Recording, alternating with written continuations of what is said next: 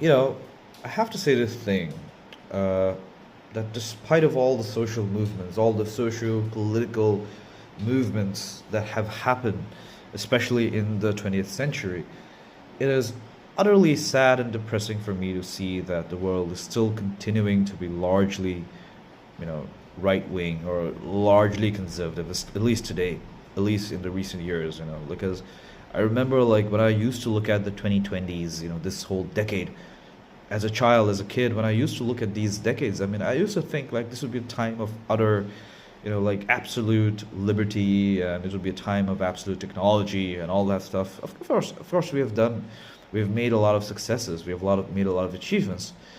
The world, I have to say that largely the world is, in fact, quite liberal. But the problem is that, the political class, the elected representatives, even, you know, somehow the political power has shifted to the right. I don't know, it might be because the fact that, uh, the, I mean, when in the 2000s, particularly, everyone was voting most of the countries were voting liberal. And, you know, any government or any political entity cannot solve all the problems, or they didn't, especially the economic aspects, maybe they didn't weren't able to solve it, and that's why they ended up shifting towards the right.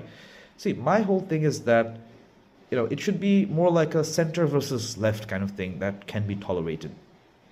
Because see, most of the socio-political concerns that the right wing presents are absolutely they just don't make sense.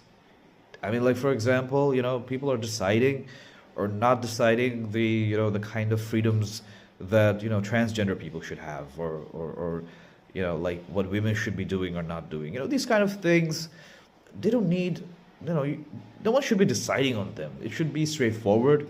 It should be whatever the science says, whatever the facts say. That should be it. There cannot be an opinion on this. But unfortunately, the right wing people, they are trying to negotiate with years of research and years of facts, which is absolutely weird, I would say.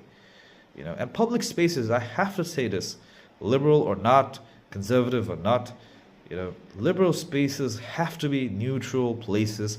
They have to be diverse and inclusive places that takes care of all kinds of people, all kinds of possible people. You have to be as much as inclusive as much as possible. That's the only rule of politics.